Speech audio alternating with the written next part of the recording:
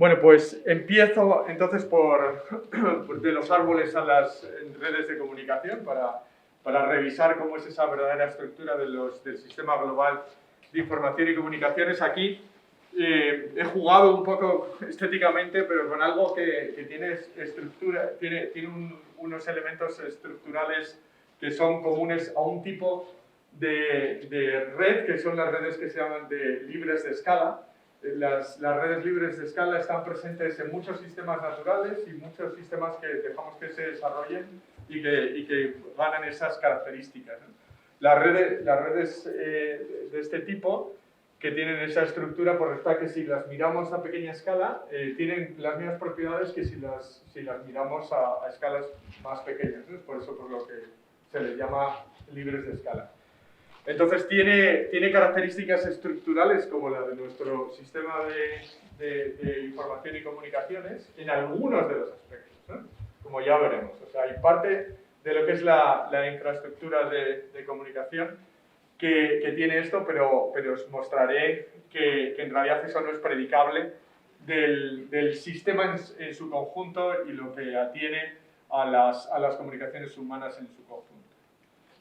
Por cierto, no he mencionado un poco cuál es mi bagaje para para hablaros de estas cosas. Yo, o sea, de mi formación y por la investigación y tal. Yo soy ingeniero de telecomunicación, pero también soy filósofo y trabajo desde hace bastantes años en el intento de desarrollar metodologías interdisciplinares y transdisciplinares para que diferentes especialidades pues, puedan juntarse en la confrontación de problemas que son complejos y que una especialidad no resuelve, ¿no? O sea, metodologías interdisciplinares, de lo cual se habla mucho, pero a veces no se llama casi cualquier cosa interdisciplinar y en realidad el hacer que eso funcione pues no es tan sencillo y a esto pues es a lo que me he dedicado en buena medida. Y, es decir, primero fui ingeniero de telecomunicación y no me fue suficiente y por eso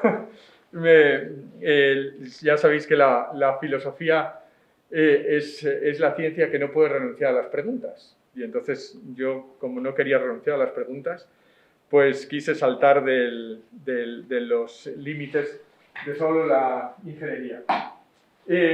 En bastante relación de lo que os voy a contar y en particular de luego el modelo que os contará Manuela y del que os damos los ejemplos, creo que esta frase de Ortega y Gasset ilumina bastante y es una buena ruptura si se la ve en su profundidad con respecto a lo que ha sido la clave de bóveda de la filosofía occidental, el pensamiento occidental, de Descartes, ¿no? Que empieza con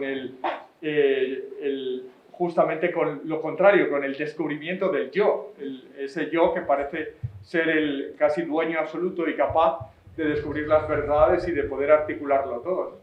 Lo que nos está diciendo es, yo soy yo en mi circunstancia, es decir, ese yo ya no vale, esta fase la conocemos todos, ¿no? Yo soy yo en mi circunstancia, y esa otra parte que está en el mismo libro de Meditaciones del Quijote se habla menos, pero podría ser muy bueno, un buen lema para un ecólogo, y si no la salvo a ella, no me salvo yo.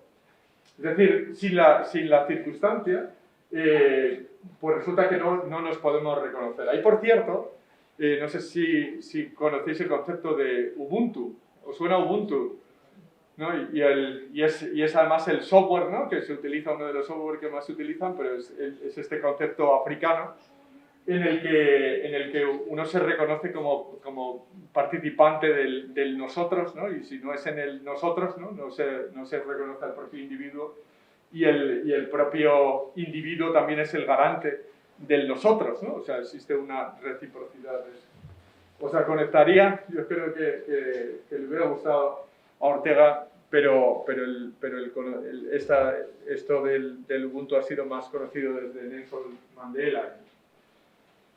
Bueno, voy a hablaros primero, así en general, de lo que es el descubrir, el conocer y el reconocer como base de lo que puede ser los árboles como mecanismo de articulación de la información de la comunicación y del conocimiento, porque podemos ver cómo nuestras sociedades y también nuestros sistemas de conocimiento se han basado tradicionalmente en la idea del árbol, ¿no? Y la red supone una visión alternativa y diferente, y esa es una de las claves, ¿no?, de lo que os quiero contar, ¿no? Pero en realidad de las redes tampoco es suficiente, y os quiero contar algo acerca de las redes. En el artículo ese de Cyber Subsidiarity, pues hay algo más de detalles, hay algunos otros artículos que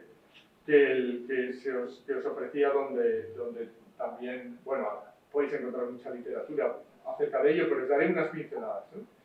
Luego veremos la verdadera estructura de Internet y finalmente os hablaré de la democracia del espectador, o sea, de la idea de la democracia del espectador desde la perspectiva crítica de Chomsky a la situación actual de la cual hemos estado parcialmente hablando antes, del capitalismo de la vigilancia del cual habla Zuboff.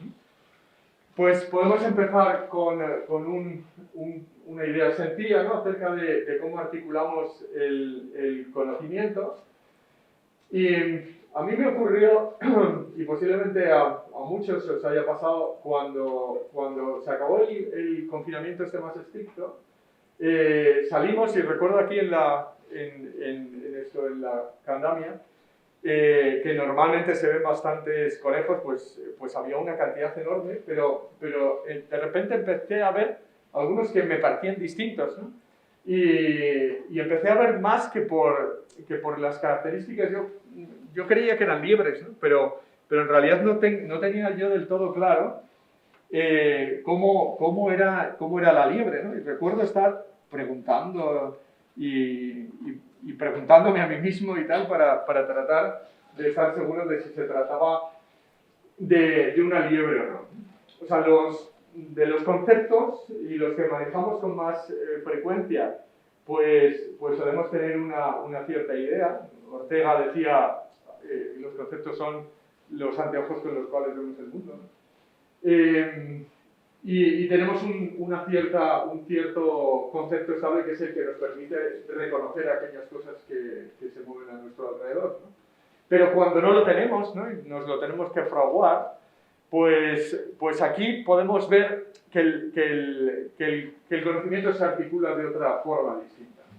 Con respecto a este problema, el cómo son los conceptos, de dónde proceden los conceptos, cómo podemos descubrir los conceptos, pues hay dos planteamientos clásicos.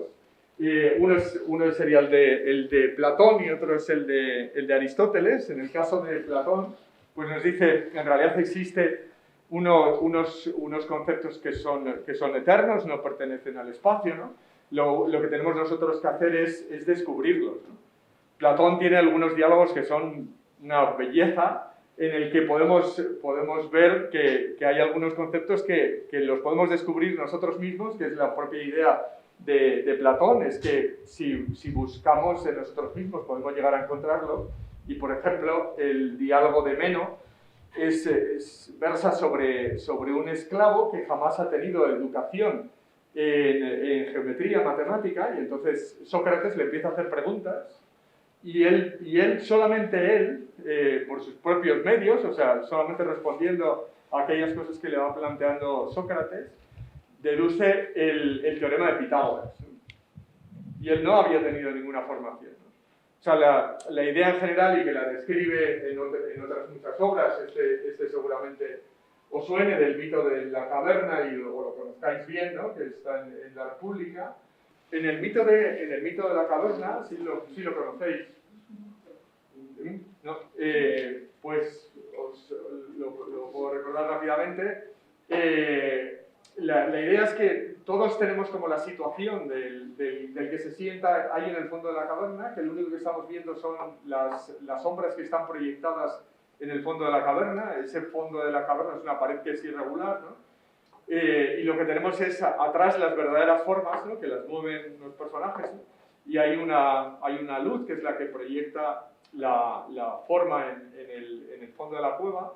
Y entonces nosotros como observadores de la realidad que nos circunda, nos encontramos en esa situación creyendo que esas percepciones que hacemos, ¿no?, son la auténtica realidad, y la misión del verdadero conocedor es equivalente a romperse las cadenas. Esos que están ahí abajo en la caverna están maniatados y no pueden girar la cabeza, tienen que romper las cadenas, tienen que girarse, mirar hacia atrás y ver que en realidad las formas están ahí.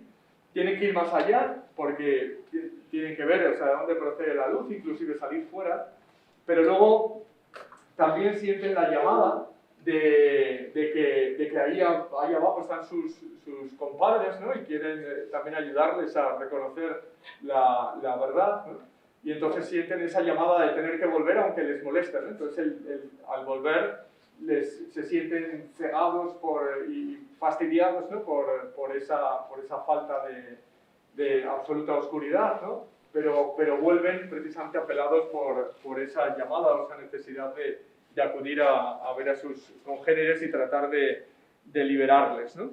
Que lo que tienen que hacer es, les ayuda a reconocer los conceptos, porque el concepto, en cierto modo, y las teorías que nosotros utilizamos y la lengua que nosotros aprendemos, tiene una capacidad generativa, y esa capacidad generativa es la que nos permite ir reconociendo también cosas que nos encontramos. Entonces, la idea de Platón es que los conceptos tienen una cierta capacidad generativa que es común tanto a las formas. Lo que existe en última instancia son formas, y nosotros también participamos de las formas.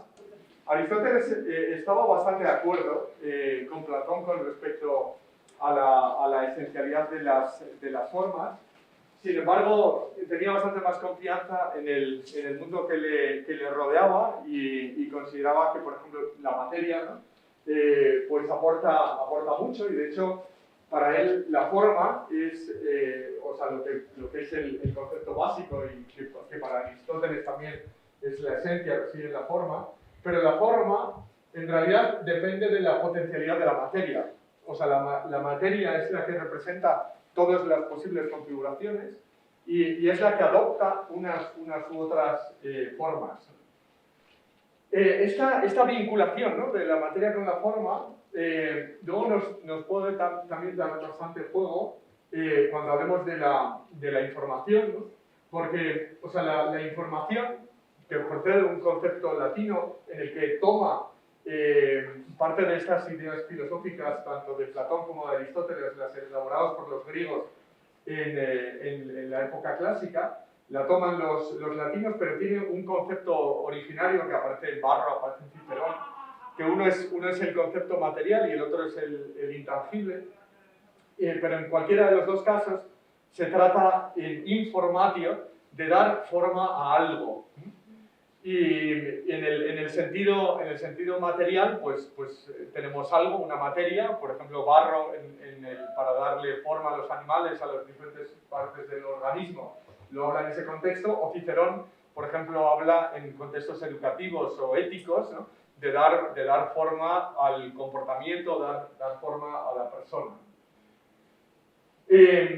Pues la información puede utilizarse también, y a partir de estos conceptos, para recorrer también la diversidad de lo real.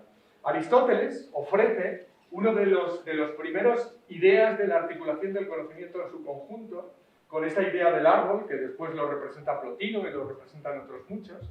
Él dice, podemos reconocer cualquier cosa que nos encontramos en nuestra realidad mediante una conjunción de preguntas básicas que nos permiten reconocer este árbol de lo real. Aquí lo que está representado es el de las especies vivas, porque curiosamente Aristóteles dedicó, aparte de haber hecho de dar los primeros pasos en casi todas las ciencias, resulta que la mayor parte de su obra se la dedicó a la zoología. Bien, pues él plantea preguntas básicas como se trata de algo material o no material, si se trata de algo material, ¿es animado o es inanimado? Haciendo preguntas que si os dais cuenta, son casi bipolares, ¿no?, como la información digital, ¿no? Podemos llegar a recorrer todo el árbol de lo real, ¿no?, Y él va poniendo ejemplos en el que, mediante preguntas, pues finalmente llegas a hablar de una persona concreta, como por ejemplo puede ser Sócrates o diferenciar entre Sócrates o Platón. Represento esto también porque en el estudio de las especies vivas, ¿no?, ha sido una de las representaciones también clásicas y que lo seguimos teniendo, las taxonomías que podéis encontrar por ahí. La de Linnaeus, esta es una representación de Haeckel, un poco más gráfica, pero esta misma, que también es de Haeckel, y que aparece en el libro de Darwin, de la evolución de las especies, pues se produce un cambio, porque la idea original del árbol original, como el de Plotino, el de Aristóteles, cada ramificación es un punto de bifurcación en las categorías que utilizamos nosotros, los conceptos que utilizamos, para reconocer el universo, reconocer las diferentes cosas que hay, ¿no? Pero sin embargo aquí ya no solamente es algo epistemológico, no es algo que esté en el conocimiento, sino que es parte de la historia natural. Cada bifurcación pertenece a algo que ocurrió en los seres vivos, ¿no?, que hace que las propiedades sean distintas. Aún así se trata de un árbol en el que se producen ramificaciones y que tiene un tronco común, ¿no?, que nos permite recorrer todo el árbol.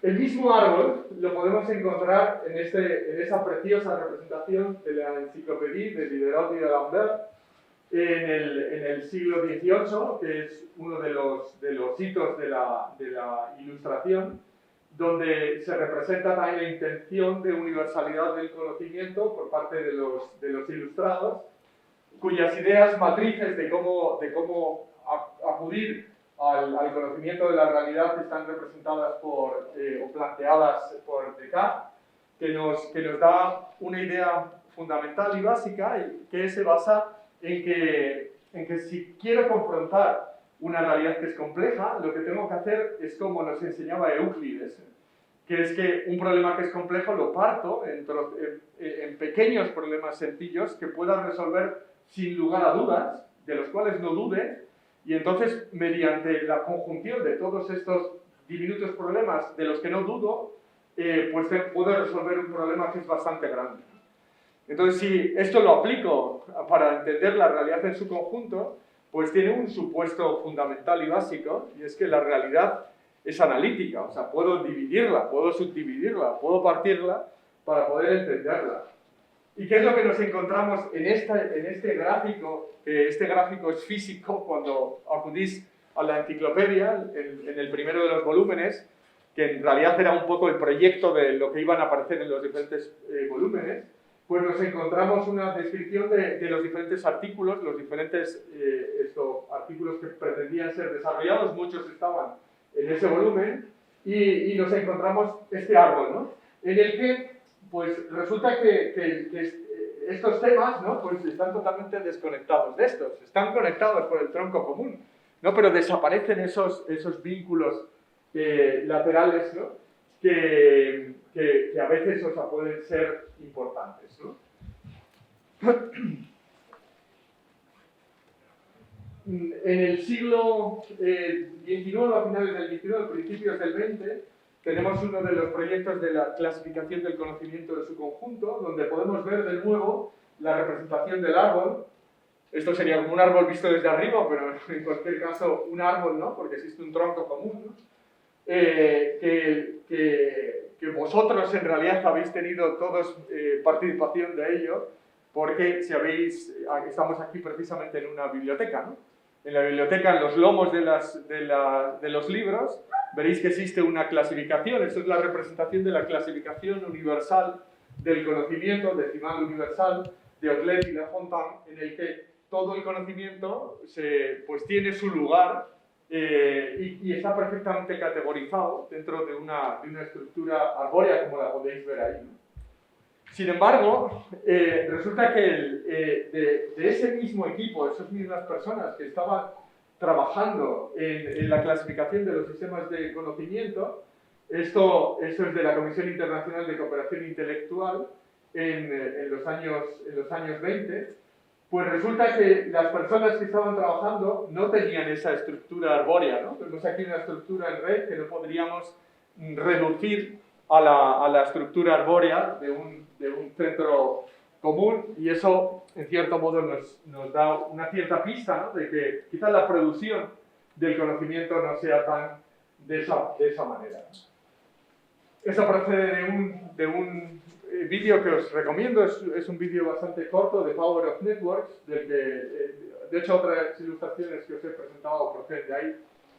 Esta es una representación de Perl, uno de los lenguajes de programación en los que la programación es bastante cooperativa, se comparten los códigos, entonces una persona pues, va a añadir, quiere completar una subrutina, y entonces le añade parte del código, pero existen otras personas que están trabajando en eso y dicen, bueno, pues esto funciona, pero quizá mejor le cambiamos esto a otro, ¿no? Y otro hace una modificación, ¿no? Finalmente no existe un único autor del cual ha surgido la idea del proyecto, ¿no? De tú vas a hacer esto y este va a hacer esta otra cosa, ¿no? Sino que se produce un cierto proceso autoorganizativo en función de la funcionalidad de aquello que se quiere conseguir. Se observa en general que muchos sistemas naturales, como os decía al principio, pues conducen a estas características, ¿no?, de redes libres de escala, a las que me referí justo al principio, y podemos verlo en muchos sistemas. Por ejemplo, los sistemas vivos, ¿no?, donde podéis ver aquí que esa representación de Haeckel que os puse antes, ¿no?, está superpuesta, porque esta es la realidad de cómo evolucionan las especies, ¿no? O sea, la representación de Darwin tenía una limitación, es que esas aparentes bifurcaciones no son del todo bifurcaciones, porque nosotros llevamos encima más células que son bacterias, ¿no?, que las que tienen el ADN que hemos recibido de nuestros padres, ¿no?, y sin las cuales, de hecho, no seríamos nada. O sea, yo soy yo y mi circunstancia, y esa circunstancia, que es inclusive parte de lo que no podríamos desentrañar del propio yo, pues son esas bacterias, son fungi, hongos y son virus que están intercambiando material genético, y de hecho ha cambiado en las últimas décadas la perspectiva genética y ecológica respecto a la evolución de los ecosistemas. Ahora hay un concepto que utilizan los ecólogos, que es el de holonoma, que si el genoma es el código genético de un individuo, el holonoma es el del ecosistema, porque en realidad el ecosistema coevoluciona y existe una continua adaptación de los diferentes organismos que se encuentran en cooperación para el desarrollo del ecosistema, para que las diferentes especies existan, ¿no? Vamos, existe una coexistencia y existe una coevolución, y eso estaría representado en ese holonoma. Bien, pues esta relación, la relación que existe entre los diferentes organismos, tiene una estructura de esas redes libres de escala. En lo que concierne al conocimiento, y procediendo de lo que os representé antes de Descartes y luego los enciclopedistas, que después desencadenan los proyectos positivistas que consisten en la especialización y en la metodología muy precisa, muy controlada, con inclusive un sistema de casi una especie de iglesia con obispos y todo lo necesario para poder revisar que las metodologías científicas se aplican, pero cada uno en su especialidad, cada uno de forma separada.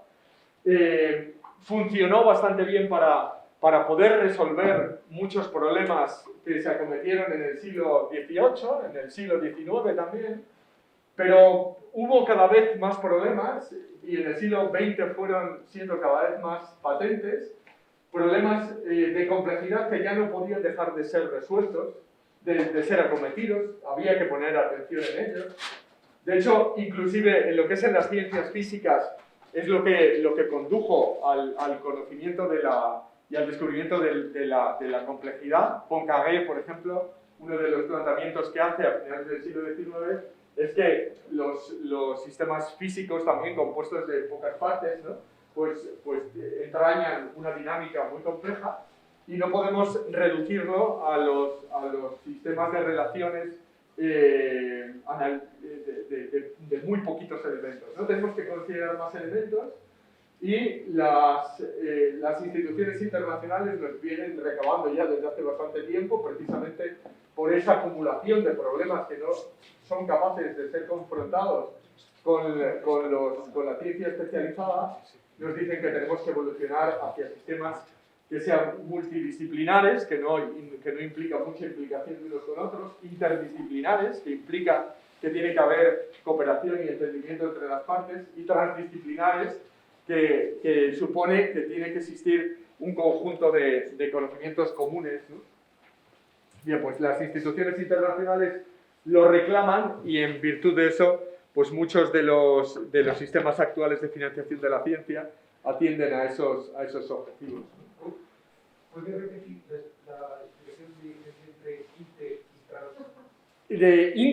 En interdisciplinaridad es cuando, o sea, tenemos varias disciplinas. Y trans. Vale, tenemos varias disciplinas y esas disciplinas cada uno tiene sus puntos de vista distintos, sus teorías distintas, y uno intenta entender los puntos de vista del otro, trata de conocerlos, manteniéndose, digamos, en cada uno también con sus propias perspectivas, ¿no? Intenta conocer los puntos de vista del otro. En el transdisciplinar existe un conjunto de conceptos comunes y de teorías comunes, como por ejemplo puede ser la teoría de sistemas o la teoría de la información, hace abstracción por completo de cuál es la naturaleza de los sistemas, o sea, cuáles son las partes que constituyen un sistema, lo abstrae por completo, y cualquiera que utiliza teoría de sistemas, pues está de acuerdo, y todas las especialidades distintas están de acuerdo en esos conceptos. Y en regulación, homeostasis, etcétera, ¿no? Todo, esa es la idea de transdisciplinaridad. En el siglo XX se desarrolla científicamente el concepto de información, lo que os he dicho antes de informatio, que se ha utilizado desde la antigüedad, pues en realidad no se incorpora al vocabulario científico hasta el siglo XX, es Claude Shannon el que lo propone, y lo que nos cuenta es como una especie de recorrer el árbol de categorías, ¿eh? Es decir, si nosotros sabemos todo lo que va a poder ser el caso, pues entonces puedo establecer bifurcaciones. Si tengo el conjunto de posibles sucesos, por ejemplo 8 sucesos, pues tenemos una incertidumbre inicial de cuál de esos casos es y puedo decir cuál es el caso, ¿no? Y entonces, mediante un conjunto de preguntas para poder saber esto, me bastarían tres preguntas para poder recorrer esto, ¿no? Es decir, se trata de estos o de estos, de estos o de estos, y finalmente puedo distinguir aquí. Con 3 preguntas me es suficiente y voy reduciendo la incertidumbre de lo que no conozco y me lo relaciono con el número de alternativas que hay, ¿no? Como el número de alternativas, las combinaciones que puedo hacer con estas 3 preguntas es 2 elevado al número de preguntas, pues la operación inversa, ¿no? es cuántas son las distinciones binarias que necesito, el número de preguntas, pues sería el logaritmo en base 2 del número de alternativas, y de aquí saca la idea de, a esto lo voy a llamar información. Entonces llega a esta definición de información en el que está referido al número de distinciones, y si todos son equiprobables, esto es la probabilidad de uno de los sucesos, con lo cual llega a esta solución. Cuando esto lo hace el promedio, pues llega a una solución muy interesante y dice, caramba, pero si esa es la definición de Boltzmann de entropía. Entonces tenía Von Neumann, que estaba en una sala justo al lado, le dice, oye, que lleva una definición que es como la de Boltzmann, lo llamo entropía, ¿no? Y dice, sí, llámalo entropía porque entropía tiene muy buena prensa, nadie entiende bien lo que es entropía y encima es formalmente igual, así es que llámalo así. Mucha gente lo ha criticado como que ha podido introducir confusión en el concepto de información, pero no es del todo cierto porque muchas de estas ideas se fraguaron en la comprensión de inclusive estos conceptos físicos, ¿no? Bien, lo que quería llamar la atención era que la información nos permite todavía movernos en esas categorías que están prefijadas, pero esas categorías y ese árbol, como hemos visto antes, pues puede ser insuficiente, ¿no?, para una articulación más amplia del conocimiento que se parezca más a cómo es la realidad y como os he contado también de cómo son los seres vivos, ¿eh? Y de hecho cómo funciona también las propias investigaciones científicas. Os recomiendo ver ese vídeo porque es un poco la lírica, lo que decía antes, y lo que decías tú antes, acerca de que tenemos esa idea de que la red parece que va a ser la solución a todos los problemas y que es horizontal y tal. Bueno, pues esa aparente horizontalidad, ¿no?, pues como veremos, pues no es tan horizontal. Y este relato, ¿no?, que es lo que tenéis en el texto que os pasé, ¿no?, trata de acercarse alegóricamente a cómo es la estructura del sistema global de la información y la comunicación. Imagina una especie de ciudad constituida por una gran cantidad de plazas donde la gente se reúne y realiza diferentes actividades, pero entre las que hay un escaso número de calles al alcance de nuestra vista. Algunas personas se mueven por ellas, pero si prestamos particular atención, la cantidad de personas que aparecen o salen de cada plaza es mucho mayor que la que se mueven por las calles. Distinguimos a los lados de las plazas unas puertas por las que pasa mucha gente. Las puertas están custodiadas por vigilantes que dejan entrar a la gente o bien se lo impiden. Podría tal vez tratarse de una especie de aduanas, aunque es difícil ver si alguien cobra en ellas. Algunas de estas puertas parecen ser solo para personas distinguidas, suponemos, a quienes les abren las puertas cuando pretenden pasar, pero hay otras puertas por las que transitan las masas. O sea, no sé si habéis notado la similitud o habéis entendido la metáfora de aproximación a la situación en la que nos encontramos con respecto a las redes. Vamos entonces a hablar de la red, o sea, la red en su más sencilla descripción es algo súper elemental y facilón. Es una idea que desarrolló Euler con objeto de resolver algunos problemas que eran un poco complejos. En particular, el primer problema que quería resolver era una chorrada, que era a ver si se podía pasar por todos los puentes de Königsberg solamente una vez, ¿no?, para hacer el recorrido entero, ¿no?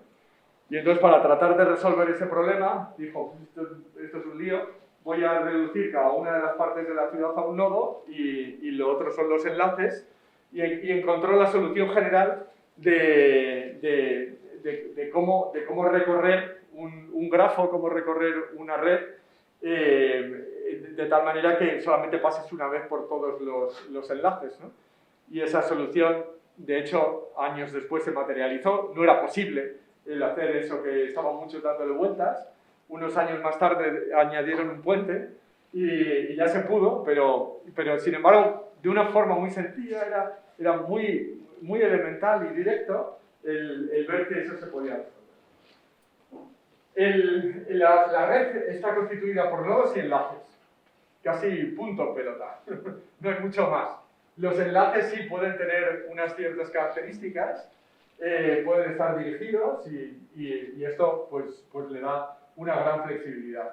Si queremos referirnos a cosas de la realidad y en particular para la dinámica de los sistemas reales es muy interesante, podemos hacer que esto refleje interacción y entonces si tenemos aquí nodos, partes, ¿no?, que están interactuando unos con otros, podemos visualizarlos como información, que se informan, que comunican, o bien que interactúan. Entonces, de esta manera podemos hacer que los nodos, ¿no?, nos reflejen agentes, ¿no?, agentes que están interactuando y que están realizando cosas, ¿no? Y de esta manera lo hemos utilizado para poder confrontar problemas bastante complejos y que pues en física, en biología, en economía, en sociología, cantidad de problemas distintos.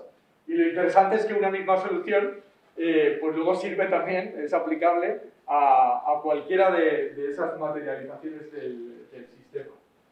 Entonces tenemos los nodos y los enlaces, el grado del nodo, por ejemplo, el número de conexiones que tiene cada nodo. Aquí solamente estamos representando un trocito, ¿no?, ¿vale? Se supone que podría tener muchas más, depende de la red, pues hay redes que están caracterizadas por muchos nodos, o sea, los estadísticos de cuántos nodos tienen, pues son claves importantes, que sería la distribución del grado, la distribución estadística del grado, las distancias promedios que existen entre los nodos de la red, las agrupaciones que existen. Todo esto nos permite caracterizar las redes y ver si están muy bien conectadas, si están mal conectadas, si las distancias son grandes. Si, por ejemplo, se utiliza para evaluar que nuestras redes neuronales están funcionando bien. Las distancias tienen que ser cortas, tiene que haber agrupaciones. Y en todo eso nos sirven para poder analizar las diferentes topologías y los diferentes beneficios que nos aportan unas estructuras u otras, ¿no? Las redes, otra cosa interesante también es que distingamos entre los elementos que son activos y los que son pasivos, ¿no? Aquí están dibujados en rojo los que son activos, que serían agentes que pueden actuar por sí mismos, nodos que pueden interactuar por sí mismos, y están los pasivos, que son los nodos que solamente actúan si otro nodo activo hace que interactúe, ¿no? O sea, genera una interacción y hace que se establezca comunicación. Por ejemplo, en los sistemas de comunicación tenemos una gran cantidad de nodos que son pasivos, porque las comunicaciones emanan solamente de algunos y hay otros que solamente interactúan cuando otros generan información y tratan de comunicarse, ¿no? De esa manera, aquí podemos estar representando la red a un nivel en el que vemos las dos cosas, o podemos abstraernos y decir, bueno, aquí lo que en realidad tenemos conectados son estos, ¿no? Y me da lo mismo que lo estemos conectando de una forma u otra, lo que va a tener es diferentes propiedades, los unos enlaces con otros, ¿no? Pero podemos inclusive también ver lo siguiente, que la estructura pasiva viene a ser como el espacio en el cual se desarrolla la acción de la interacción de los agentes activos, ¿no? Es muy interesante las redes precisamente para poder ver las dinámicas, estudiar las dinámicas y ver cómo evolucionan los sistemas, ¿no? Podemos añadirle un grado de complejidad mayor y entonces decir, no, vamos a hacer que no solamente sean redes horizontales que tienen un tipo de características de conexiones con otras cosas, sino que a cada nodo le podemos atribuir diferentes capacidades de conexión con los otros nodos de acuerdo a diferentes objetos de interacción, ¿no? Mira, ese es un ejemplo. Podemos estar hablando de los sistemas sociales, tenemos el sistema social, agentes que interaccionan unos con otros, pero por debajo tenemos una red de comunicaciones, ¿no? La red digital que nos permite comunicarnos entre los diferentes elementos. El sistema social tiene un cierto límite porque existe un entorno biosférico con el que necesito comunicarme también, pero no lo reconozco como parte del sistema social. Y en casi cualquier nivel, ¿no? Si estoy hablando de la red de comunicaciones, pues voy a tener también la parte que pertenece a la del sistema social, o sea, vamos, la parte interior y la parte exterior de lo que comunico con fuera. Puedo tener la red de transporte de materiales y bienes, redes de producción y de distribución de alimentos, redes de suministro de agua, redes de producción y distribución de energía. En realidad, la combinación de la energía más materia y más información son los elementos básicos, ¿no?, que serían necesarios para la articulación de un sistema real, ¿no?, en cuanto a la satisfacción de aquellas necesidades que pueden tener para poder hablar de que el sistema en su conjunto está funcionando, ¿no? Esto, digamos que le añade una todavía mayor capacidad a la idea de la red para poder confrontar sistemas que sean muy complejos. Pero hay una cosa fundamental, y esto es en cierto modo con objeto de romper la idea de lo que se plantea en The Power of Networks, y es que ya tenemos la red, esa nota lírica de que ya tenemos resuelto todo. En realidad no nos basta la red, nos hace falta también el sistema que funcione, y esta representa, bueno, he traído este ejemplo de cómo evolucionan las primeras eucariotas. Por ejemplo, se ve en la eucariota ancestral, se zampa una cianobacteria, a continuación se producen varias endosimbiosis, ¿no? En la que se incluyen algunos orgánulos que acaban confiriendo unas funcionalidades. Lo que es relevante es que en cualquiera de los casos lo que se produce es una inclusión y una diferenciación entre lo que es el sistema y lo que es la circunstancia en la cual tiene que existir el sistema, pero el sistema está definido por esto. O sea, la red ofrece las interacciones que permiten la emergencia de algo que realmente funcione. Y esto que funcione, pues tiene que establecer una frontera, tiene que crear un sistema. Para crear un sistema hay que distinguir lo que está dentro de lo que está fuera, y esto que está fuera también tengo que comunicarme con ello, porque no existen en aislado los sistemas. Entonces es un elemento importante a tener en cuenta siempre que se ponga la nota sobre la lírica de la red. Y de nuevo, sobre la lírica de la red, ¿no? Esta es la lírica de la red, de que todos estamos conectados con todos, ¿no? Aparentemente parece que eso es así, pero lo que Barabasi, uno de los estudiosos de las redes, tiene unos libros muy interesantes y divulgativos muy bonitos acerca de la ciencia de las redes, el primero de Network, que es el de 2001, 2002, pues estudió, creo que en el año 2000, ya bueno, no recuerdo exactamente, estudia la estructura de Internet y ve que tiene estas propiedades libres de escala, cuando en realidad el proyecto original de Internet respondía algo así. Estos son los gráficos originales de Baran en los años 80, cuando se estaba desarrollando ARPANET. Y dice, bueno, tenemos como tres estructuras fundamentales o extremas de la red. Tenemos una totalmente centralizada, una descentralizada y otra absolutamente distribuida. En la primera, pues, ¿qué problema tiene esta red? ¿Qué problema tiene esto?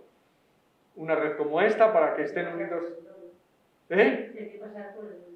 Todo tiene que pasar por aquí, pero y además tiene un problema de seguridad, y es que si nos cargamos este nodo, desaparece, ya no tenemos ninguna comunicación, como ocurrió con Roma. O sea, todo pasaba por Roma, y al desaparecer Roma, pues desapareció pues todo, o una buena parte de ese sistema sociopolítico. En la descentralizada, que era quizá más bien lo que ocurría en el sistema romano, que todo acababa en Roma, pero en realidad había otros muchos centros, ¿no? Pues resulta que aquí, si nos cargamos algunos nodos, como ocurrió por ejemplo en Roma, pues resulta que quedaron como los ostrogodos y los visigodos y tal, pues quedaban conectados, ¿no? Porque sí existía una cierta capacidad de conexión. Digamos, no desaparecen todas las posibilidades de comunicación, y de hecho en el caso de Europa pues estableció la posibilidad de que diferentes pueblos pudieran también evolucionar de una forma distinta y tener una diversidad de culturas que también es una parte, digamos, de nuestra historia, desde luego. Pero esto de aquí es lo que es característico de, por ejemplo, nuestras redes vasculares, ¿eh? Que tiene la característica de que si nos cargamos una parte, no hay problema, la sangre llega por algún otro lado. O sea, nos cargamos, tenemos aquí una herida y siempre podemos hacer que llegue la sangre, ¿no? Entonces dijo Baran, vamos a hacer esto, porque si queremos tener unas comunicaciones en las que nada se pueda quedar desconectado, pues vamos a hacer esto, ¿no? Y esta era como el supuesto proyecto, pero la realidad no fue esa, como vio Barabasi. Y la estructura es esta, pero aquí le he añadido yo unos puntos, ¿no? Y es que estos puntos esto tiene las características estructurales de esa red como la de Internet, pero le he añadido unos puntos que ¿cómo están? Esos puntos de alrededor. Están desconectados. Y esa es la realidad de nuestra red. Esto cuelga en muchas paredes, ¿no? Porque cuando se vio, enseguida se vio el parecido que existe con las redes neuronales. Y entonces cuelgan muchas paredes porque dijeron, con Internet ya tenemos el cerebro que va a resolvernos, ¿no? Esta sociedad hiperconectada, ya tenemos un cerebro que va a organizarnos y resolvernos los problemas, ¿no? Con lo cual, de nuevo, la lírica presente del Internet, ¿no? De hecho, si vemos la red activa de los sistemas, bueno, primero la red pasiva de los sistemas de comunicación en el mundo, pues los sistemas de comunicación en el mundo, si vemos las telecomunicaciones, pues más o menos aquí están representadas las intercontinentales, ¿no? Y más o menos llegan a todas partes del mundo. O sea, podéis ver que hay algunas partes que están un poco más gruesas que otras, ¿no? Que hay más comunicación, pero podríais decir, más o menos llegan a todas las partes, ¿no? Pero ¿qué vemos aquí, no? Aquí vemos unos nodos muy gordotes, ¿no?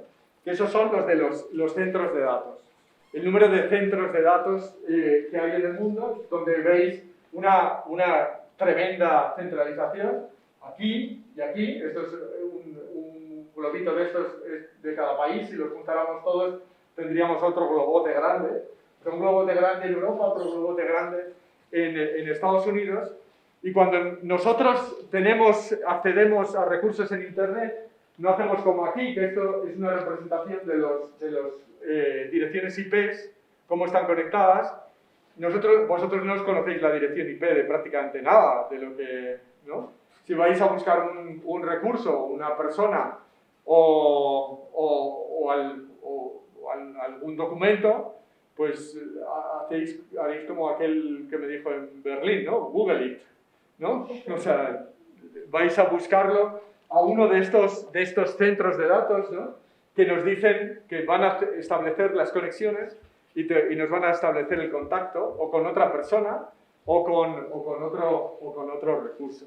Pero como nos dijo bueno, esta es otra representación, en este caso es la red activa, donde aquí están ya visualizados cuáles son las conexiones que realmente existen. Existe además un seguimiento bastante fiel de lo que es la infraestructura de comunicaciones y las redes activas, porque en función de la necesidad se establecen más conexiones.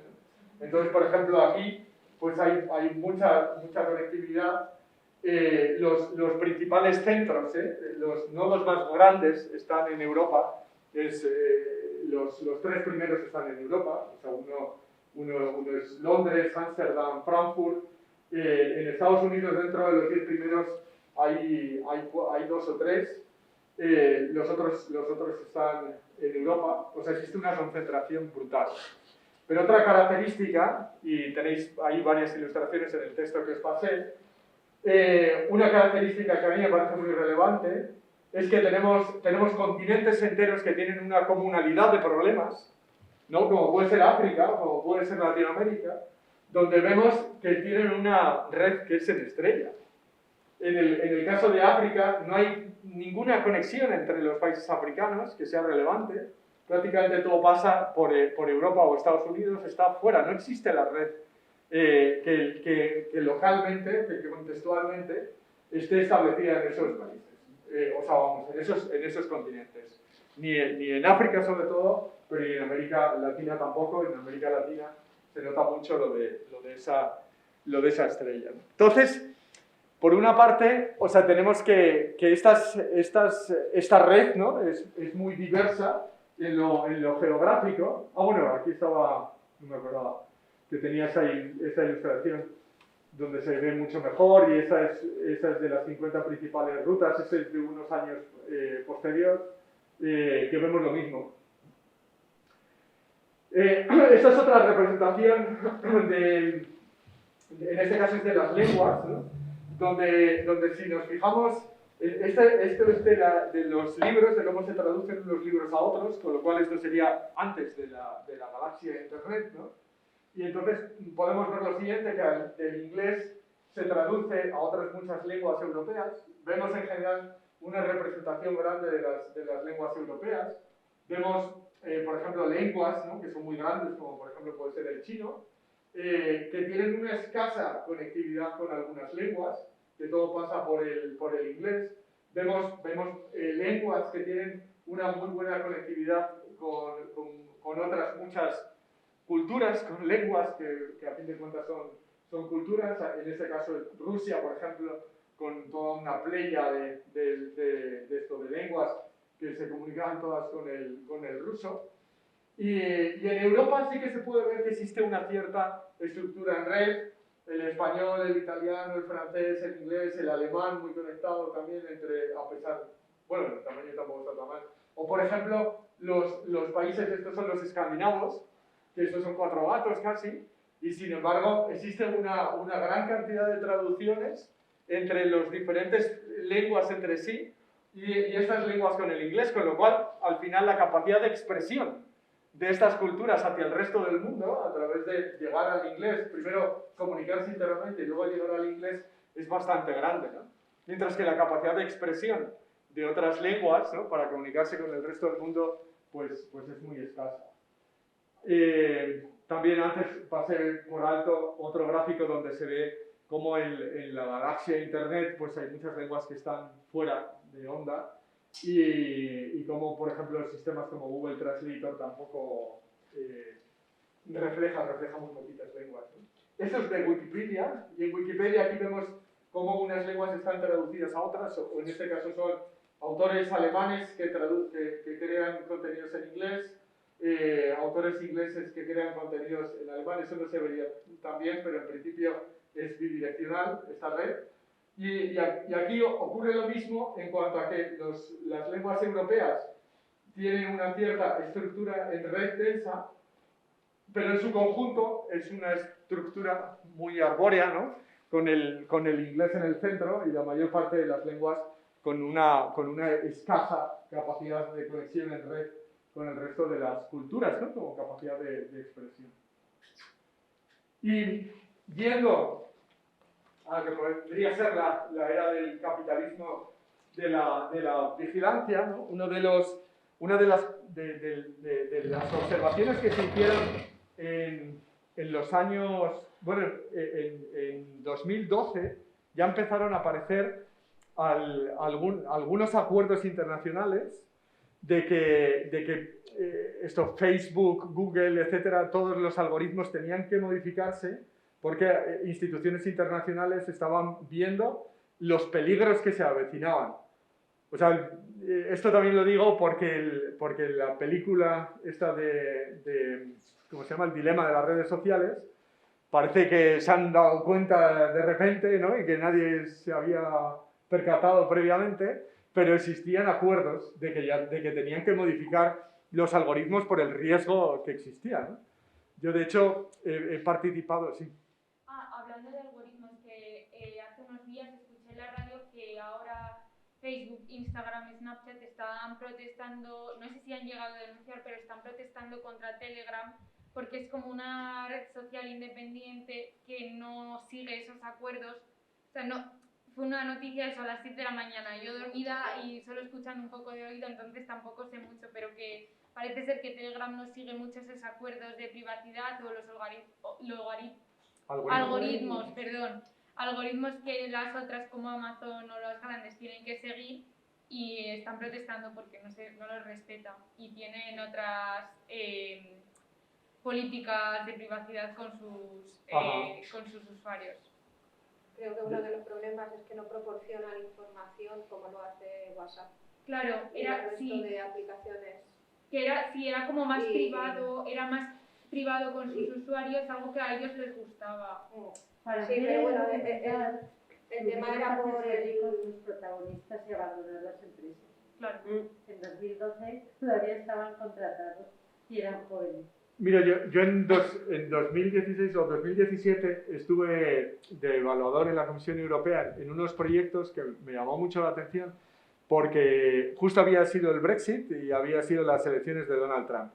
Y entonces el call para estos proyectos era que había que utilizar estas tecnologías para la administración, o sea, para el beneficio público, o sea, para tratar digamos, el planteamiento general era las tecnologías de Big Data están funcionando muy bien a nivel empresarial, están trayendo cantidad de beneficios. ¿Qué vamos a hacer con lo público? ¿Podemos sacarle partido o no? Que se hagan propuestas, ¿no? Yo pues recuerdo, me llamó mucho la atención el que en las discusiones y en los planteamientos inclusive de evaluación, nadie ponía en tela de juicio que el Brexit o por ejemplo la elección de Donald Trump era una consecuencia de esto. de cómo estaba funcionando y que había que cambiar esos sistemas. O sea, eso no se cuestionaba, me llamó la atención el que no se cuestionara, o sea, porque en realidad, y luego, bueno, en parte, entonces ya también enseguida hilé, ¿no? Y vi que desde 2012 existían acuerdos y había llamamientos de que había que hacer algo porque las consecuencias podrían ser catastróficas, ¿no? Que es lo que el dilema de las redes sociales pues trata de mostrar, no obstante, utilizando Netflix como plataforma, que es una de ellas, ¿no? Y ellos, en cierto modo, o sea, posiblemente haciendo un cierto lavado de cara. Y aquí tenemos estos dos casos, ¿no? El Brexit y las elecciones de Trump, donde se ve como resultado de las redes sociales, del funcionamiento de los algoritmos, esto utilizando la teoría de redes que hemos visto antes, viendo los twitters, se hizo un análisis y se vio cuáles eran las comunicaciones que existían entre los diferentes agentes, ¿no? Y entonces se vio que existían burbujas en las que los que eran favorables al Remain, al Brexit y al Caucus estaban ubicados y casi no se comunicaban unos con otros.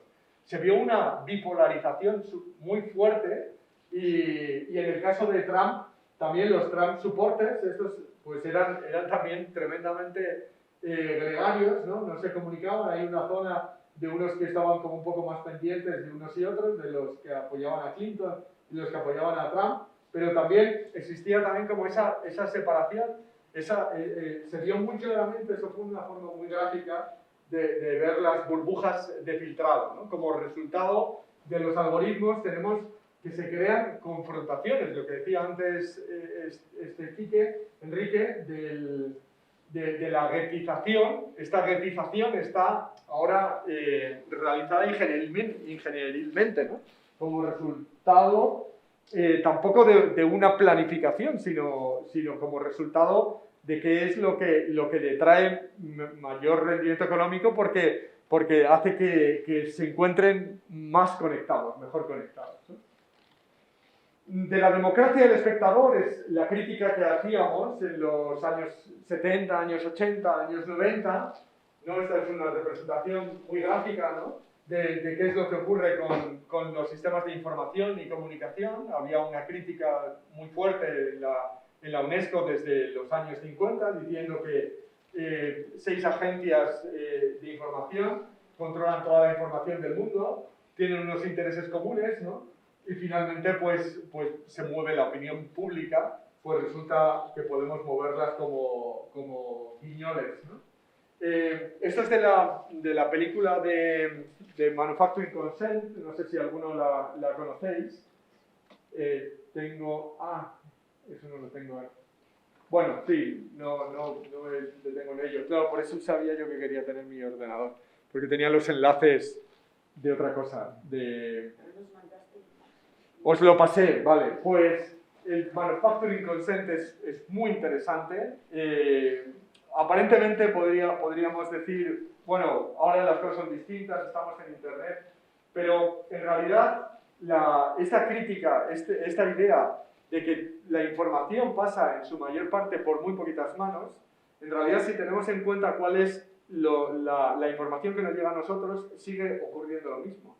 Porque sigue siendo muy poquitas manos por las que pasan antes de llegar a nosotros mismos.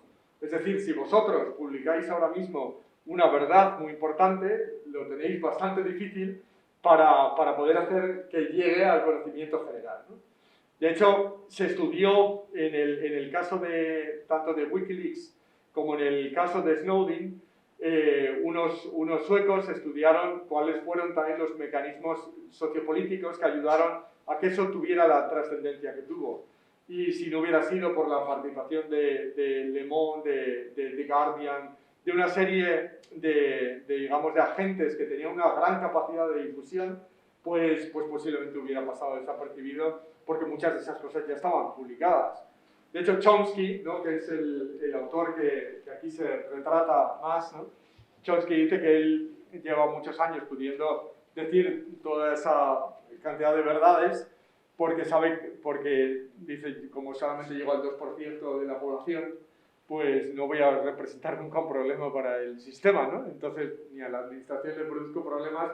Otra cosa es que llegara al 20%. Entonces ya sí se podría convertir en algo de mucha mayor trascendencia, ¿no? Entonces posiblemente empezaría a tener problemas.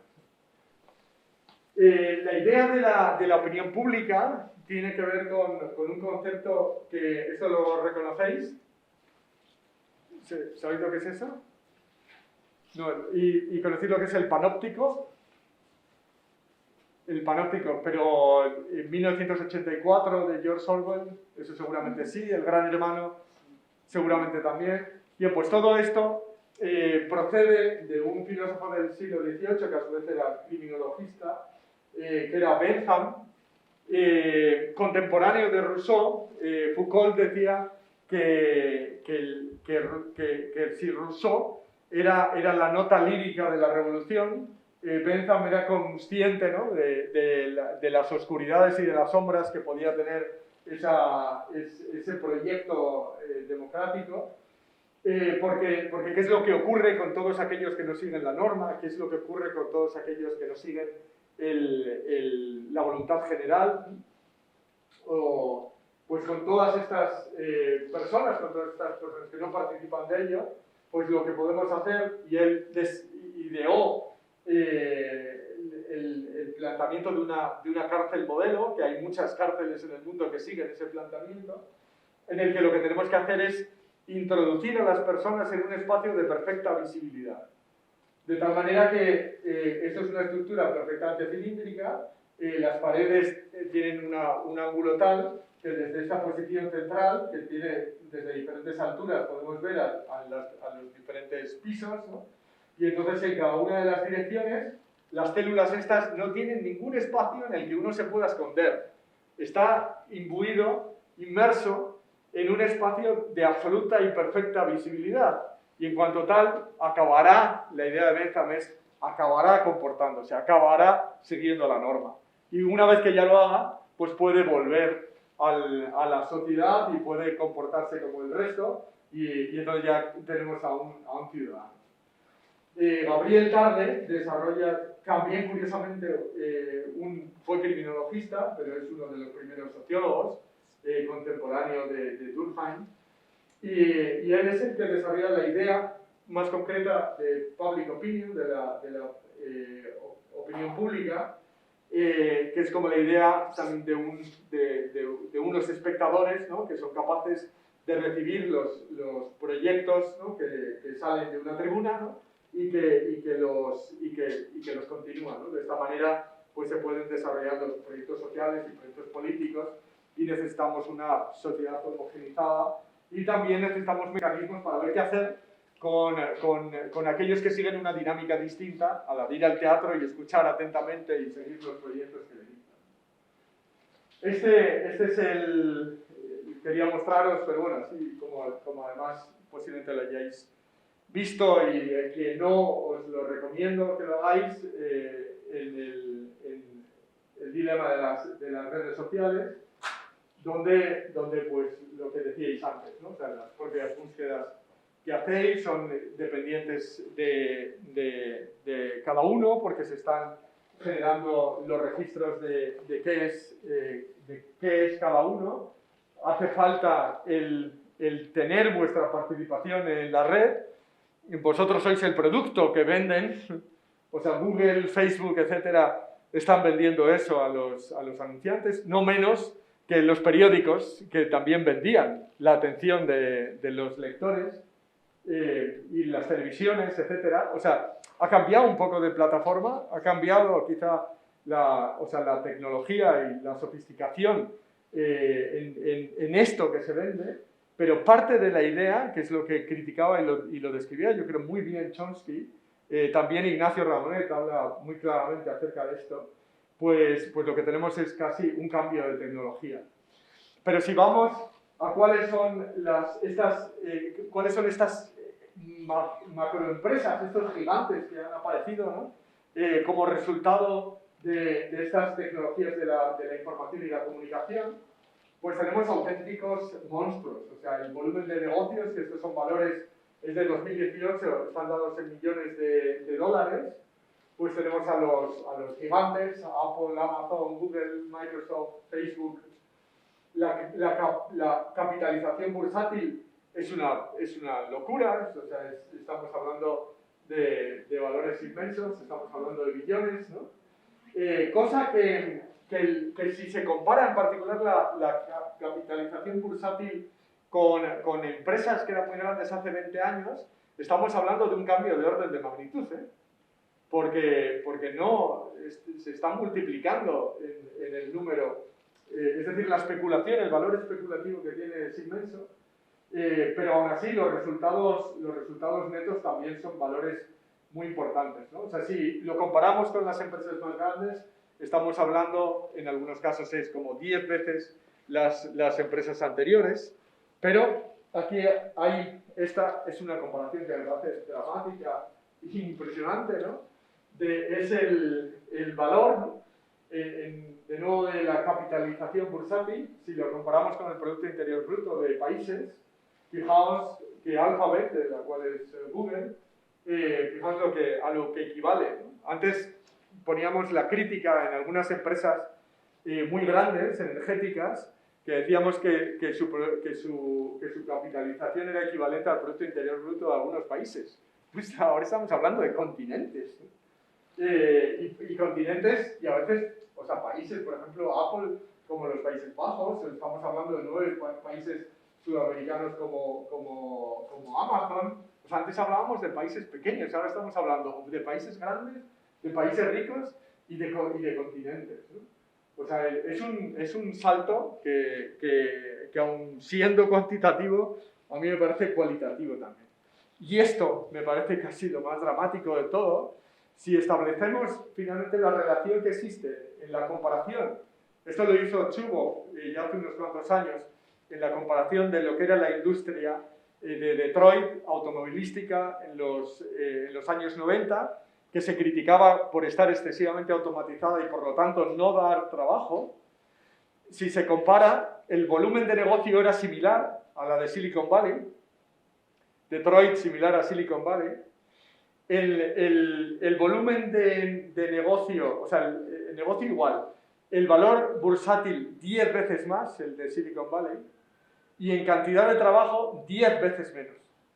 Con lo cual, el orden es 100 veces, o sea, el valor que le estamos otorgando, lo que finalmente acaba representando en trabajo, fijaos, o sea, un monstruo como puede ser Google, tenemos que el trabajo no es nada, o sea, para que estamos viendo que equivalía a Producto Interior Bruto de un trozo bien grande de África, ¿no?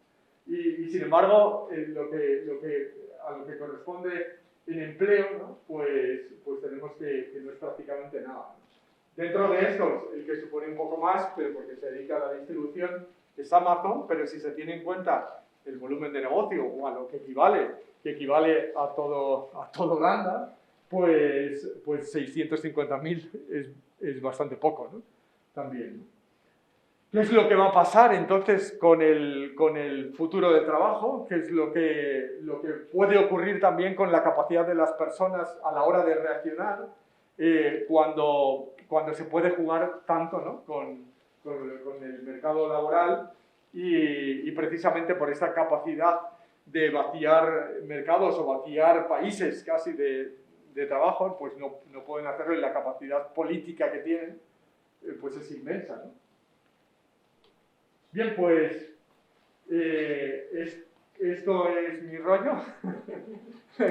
podemos entonces seguir debatiendo acerca de las cuestiones que estábamos hablando.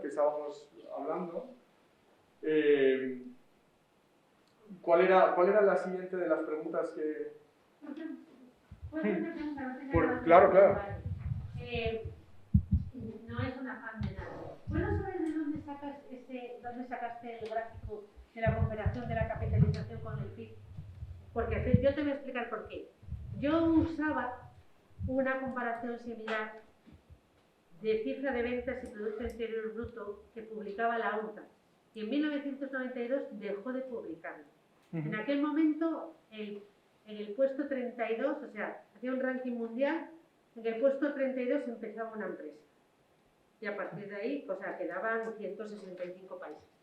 Y no, o sea, no he vuelto a poder usar. Entonces me llama la atención que alguien haga algo Pues tan revolucionario como eso. Pues esto es de un atlas de Le Monde Diplomatique. Sí. Es de la edición de Cono Sur, es del año 2020. Vale. Eh, Sí, ya lo busco sí, yo... en las cosas del mundo diplomático. Vale, pues muchas gracias. Es ahí, pero los otros datos que te dije, Zuboff lo hace, Sí. y hay un artículo que es de Big Other, este es del 2016, Bueno, que también es muy interesante, porque además es que hace, o sea, la comparación va un poco más allá de, vale. por ejemplo, con respecto al trabajo. Vale, sí, muy interesante. Vale, esa pregunta.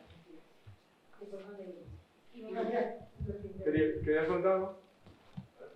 No, no, pensé que... Sí, íbamos por Lo de qué hegemonías hay presentes en la actual estructura de las redes de información y comunicación. Ujú. La centralización. La primera, la más importante, es la centralización. Claro, o sea, tenemos, ni mucho menos es una red, ¿no? O sea, tenemos la estructura es muy central, ¿no? Y, hombre, y uno podría preguntarse, decir, bueno, pues son varios, ¿no? O sea, a veces es lo que se dice, ¿no? Son varios, no solamente uno. Pero siempre hay, lo que yo siempre planteo es qué diferencia de intereses hay, ¿no? entre estos, ¿no? Es casi contingente el que sea uno u otro, o sea, uno sube, otro baja, pero todos operan con una misma lógica. Pero yo también creo que son varios, pero cada uno es a su... Se enfoca en sus objetivos, en su persona, en sus dianas. Es que no sé la expresión en inglés, en el target que tiene. Por ejemplo, o sea, Facebook es como el abuelo de Instagram, entonces está más focalizado para personas mayores. No, el monopolio de las compras y venta online lo tiene Amazon. Si quieres comunicarte por una vía más formal pero informática es sobre todo con Gmail, aunque Microsoft intenta ahí pasarle. Entonces es como que sí, son varios, pero cada uno tiene monopolizado su burbuja, su esfera. Sí, o sea, se tiene, digamos, como sus cotas de poder, ¿no? Sí. Pero todos lo que necesitan es muchos usuarios, ¿no? Claro, entonces... En general eso es común a todos, ¿no? Sí, pero después, pues Mark Zuckerberg también ha absorbido a Instagram o WhatsApp, entonces acaba siendo uno, pero que se divide en redes. Al fin y al cabo, arriba solo hay unos pocos y que cada uno tiene pues eso de su función. Es como si estamos todos arriba, pero yo no te voy a pisar a ti porque mis usuarios se pueden beneficiar de ti si tú haces publicidad de mí, por así decirlo. Pero sobre todo lo que también quiero decir con eso es que la similitud en los intereses que tienen, la similitud en lo que persiguen, hace que puede ser muy heterogéneo con respecto a lo que nosotros como ciudadanos, las personas o los trabajadores puedan necesitar, o sea, los objetivos que puedan necesitar. Sin embargo, se pueden parecer mucho los intereses, como se parecían mucho el de las agencias de información, que a fin de cuentas no discrepan mucho con respecto a también los poderes financieros y entonces hay como una falta de representación, ¿no?, de quienes no se encuentran, digamos, en ninguna de estas esferas. A la par, de hecho, ha crecido de una manera rampante y alarmante la desigualdad, ¿no?, de una forma que jamás ha habido tal cosa, ¿no? O sea, el economista jefe que ha estado tanto en el Banco Mundial como en el Fondo Monetario Internacional, Milanovic, ha hecho un estudio desde el siglo XVIII hasta la actualidad, ilustrando, o sea, que la desigualdad, que a veces decimos, no es que entonces había una desigualdad tremenda, no, estamos en órdenes de magnitud que son absolutamente distintos, ¿no? O sea, la desigualdad ha crecido y crecido, ¿no? ¿Qué más preguntas teníamos por ahí abiertas? ¿Por qué puede decirse que la red de nodos y líneas es relativamente horizontal, pero no lo es la conectividad efectiva? Bueno, sí, está claro. A ver, yo entendí, después de las lecturas y